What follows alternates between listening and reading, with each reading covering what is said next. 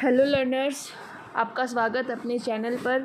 आज हम बात करने वाले हैं, थर्ड चैप्टर है ये हमारा एनसीईआरटी 6 क्लास की हिस्ट्री है, जिसमें हम बात करेंगे इन द अर्लीस्ट सिटीज़। ऐसी सबसे पहले कौन सी सिटीज़ थी, कौन से शहर थे जो डिस्कवर किए गए थे। ठीक है, क्या उस टाइम में जो शहर डिस्कवर किए गए, क्या वो शहर पिछड़े हुए थे, क्या वो काफ़ी एडवांस थे, जैसे हम अपनी लिविंग स्टाइल आज जी रहे, क्या उस टाइम भी लोग वैसे जिया करते थे। आज हम इस चैप्टर में यही डिस्कस करेंगे। चलिए स्टार्ट करते हैं। ठीक है, चैप्टर का नाम है इन द अर्ली सिटीज़। यहाँ पर इस पैरा में एक स्टोरी दी गई है कि दो बच्चे हैं, जसपाल और हरप्रीत, वो खेल रहे हैं बाहर। ठीक है, वो देख रहे हैं कि कुछ लोग एक बहुत पुरानी बिल्डिंग को बहुत ज़्यादा स्टेयर कर रहे हैं, घूर कर देख रहे हैं, ध्यान से देख रहे हैं और उसकी काफ़ी प्रशंसा कर रहे हैं कि ये जो पुरानी बिल्डिंग है इसे हमें सहेज कर रखना चाहिए। इसकी वो कह रहे थे कि हमें लेटर लिखना चाहिए मिनिस्टर को, जो लोग देख रहे थे इस बिल्डिंग को, कि हमें लेटर लिखना चाहिए कि इस बिल्डिंग को, जो ये बहुत पुरानी बिल्डिंग्स होती है, कहीं ना कहीं कुछ रिवील कर रही होती है और हमें इनको सहेज कर, उनको प्रिजर्व करके, उनको अच्छे से रिपेयर करके रखना चाहिए। तो इसमें यही बात की गई है बेसिकली ओल्ड बिल्डिंग। यहाँ पर की वर्ड है ओल्ड बिल्डिंग, कि क्या जो ओल्ड बिल्डिंग्स होती है या जो पुरानी इमारतें होती हैं, क्या उनके पीछे कोई राज होता है, कोई हिस्ट्री होती है। तो यहाँ पर बेसिकली यही बात की गई है। ठीक है, तो यहाँ पर इसी चीज़ के, इसी कॉन्सेप्ट को रखकर हमारी आती है हड़प्पा की स्टोरी। हड़प्पा एक ऐसा शहर है जिसमें बहुत सारी हमें पुरानी इमारतें देखने को मिली। ठीक है, इसके बारे में हम डिटेल में लाइन टू लाइन पढ़ेंगे। Okay, very often old buildings have a story to tell. जो बहुत पुरानी इमारतें होती हैं उनकी अपनी एक कहानी होती है, जो हमें कुछ बयां कर रही होती है, हमें कुछ बता रही होती है। Nearly 150 years ago, when railways lines were being laid down for the first time in the Punjab, engineers stumbled upon the site of Hadappa in present-day Pakistan. To them, it seemed like a mound. Mound का मतलब होता है मिट्टी का टीला, पत्थर का टीला। ठीक है, बहुत बड़ा मिट्टी का ढेर। ठीक है, that was a rich source of ready-made high-quality bricks. So they carried off thousands of bricks from the walls of the old buildings of the city to build railway lines. Many buildings were completely destroyed. अब इस paragraph को आपको मैं explain करूँगी। देखिए इसमें क्या कहा गया। 150 साल पहले 150 ईयर्स एगो रेलवे लाइंस बिछा रहे थे पंजाब में इंजीनियर्स, और वो एकदम से चौंक गए। उन्होंने एक ऐसी चीज़ देखी जिसको हम हड़प्पा बोल रहे हैं। हमने हड़प्पा नाम दे दिया आर्कियोलॉजिस्ट ने। ठीक है, वो एक ऐसी जगह को देखकर चौंक गए। ठीक है, चौंक क्यों गए? क्योंकि उन्होंने वहाँ पर बहुत बड़े बड़े पत्थर के टीले देखे, बहुत बड़ी बड़ी इमारतें देखी। इंजीनियर्स को वो साइट देखने से ऐसा लग रहा था कि इसके अंदर और बहुत कुछ है। जो उनको पत्थर के इतने बड़े बड़े टीले दिख रहे थे, माउंट्स दिख रहे थे, इसके अलावा इसके अंदर बहुत कुछ है। उनको देखने से ऐसा लग रहा था कि पूरा का पूरा एक शहर इसके नीचे दबा हुआ है। इंजीनियर्स को ऐसा लगा। ठीक है, और जो वो पत्थर के टीले देख रहे थे, बड़ी बड़ी जो इमारतें देख रहे थे, बिल्डिंग्स देख रहे थे, उनमें ऐसी ब्रिक्स का यूज़ किया गया था जो बहुत ही क्वालिटी की ब्रिक्स थी, बहुत ही अच्छी क्वालिटी की, अच्छी गुणवत्ता की वे ईंटें थी। ठीक है, और वो इंजीनियर्स उस पुरानी इमारतों में से या उन पत्थरों के टीले में से उन ईंटों को लेकर उस रेलवे लाइन को बना रहे थे, बिछा रहे थे। ठीक है, तो यहाँ पर बेसिकली बात आती है कि जो हड़प्पा, जिसको यानी जो साइट वो देखकर चौंक गए थे, उसको क्या नाम दिया गया था आर्कियोलॉजिस्ट ने? उनको हड़प्पा का नाम दे दिया। जो शहर था पूरा एक बहुत बड़ा, जिसमें बहुत पुरानी इमारतें थी, काफ़ी इमारतें तो ख़त्म हो चुकी थी, बिल्कुल डिस्ट्रॉय हो चुकी थी। कुछ इमारतें ऐसी थी जो आज भी एक तरीके से खड़ी हुई थी, टूटी फूटी हालत में ही सही क्यों ना सही। ठीक है, तो वो जो उसको क्या नाम दे दिया? हड़प्पा नाम दे दिया। तो जो वो साइट थी वो हड़प्पा थी, और आज वो हमारे पाकिस्तान के अंदर है। ठीक है, हमारा इंडिया का नेबरिंग कंट्री है पाकिस्तान। तो हमारा जो इंडिया है, हमारा जो भारत है, हमारे इंडिया के जो नेबरिंग कंट्री है पाकिस्तान के अंदर सिंधु नदी के पास, इंदुस रिवर के पास ये जो हड़प्पा सिटी है फ्लरिश हुई है। आपने सुना होगा इंदू वैली सिविलाइजेशन, सिंधु घाटी सभ्यता। इसका मतलब क्या है? यही है कि वहाँ पर ये सिटीज़ हमारी फ्लरिश हुई थी, हड़प्पा, मोहनजोदड़ो।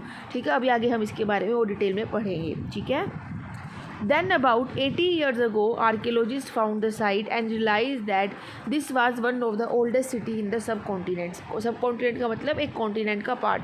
ठीक है, 80 years ago, यानी 80 years ago जो आर्कियोलॉजिस्ट थे उनको जब वो साइट मिली, क्योंकि नाम तो आर्कियोलॉजिस्ट ने दिया ना हड़प्पा, नाम उन इंजीनियर से तो दिया नहीं, नाम किसने दिया है, आर्कियोलॉजिस्ट ने नाम दिया है।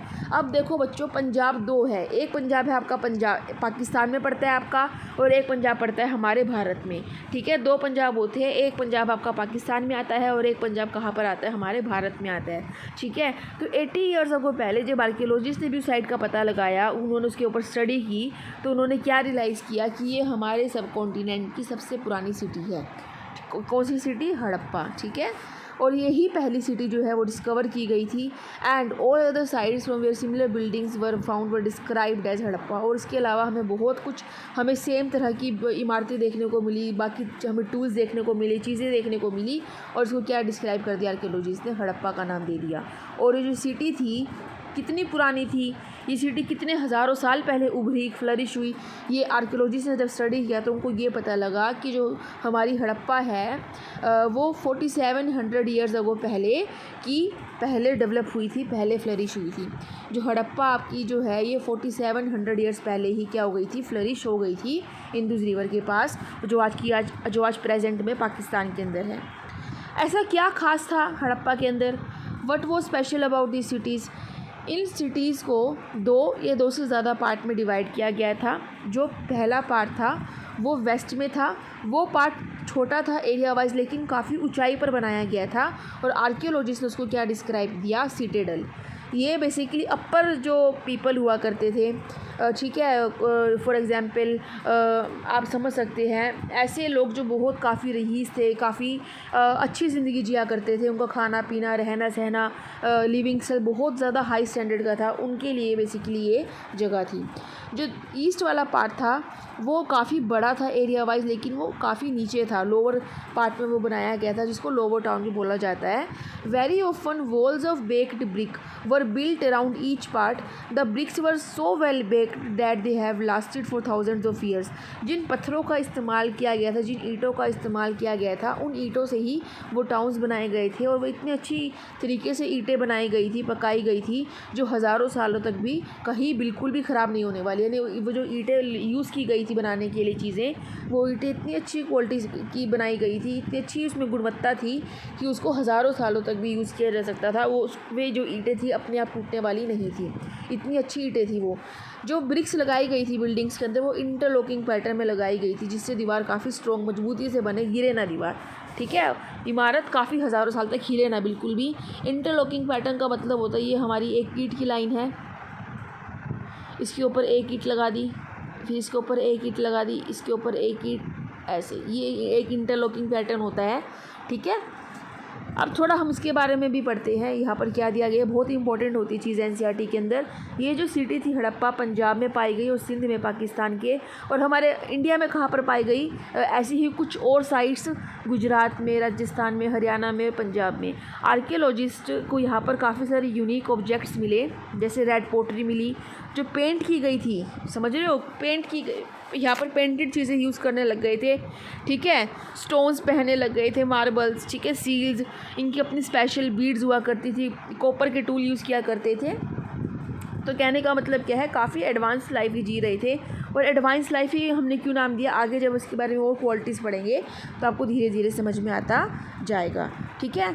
इन सम सिटीज़, यहाँ पर मैं आपको इतना ही कराऊँगी आज ग्रेट बात तक। ग्रेट बात का आपको मैं नेक्स्ट जो है पार्ट, उसमें अच्छे से डिटेल में एक्सप्लेन करूँगी। ग्रेट बात बहुत इंपॉर्टेंट टॉपिक है आपका, ये भी एग्ज़ाम के लिए, कहाँ पर था, ठीक है, इसकी जो सीढ़ियाँ थी वो कहाँ से किस डायरेक्शन में निकल रही थी, तो आपको मैं सारा ये नेक्स्ट पार्ट में बताऊँगी। मोस्ट इंपॉर्टेंट टॉपिक है ये भी आपका एग्ज़ाम के लिए, ठीक है।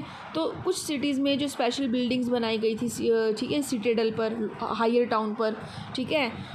ऐसे ही इसमें एक एग्जाम्पल दिया गया है, मोहनजोदड़ो में एक स्पेशल टैंक बनाया गया था जिसको आर्कियोलॉजिस्ट ने नाम दिया ग्रेट बाथ, ठीक है, जो इस एरिया में बना हुआ था। भी ग्रेट बाथ क्या है क्या नहीं, ये आपको मैं बताऊंगी नेक्स्ट वीडियो में।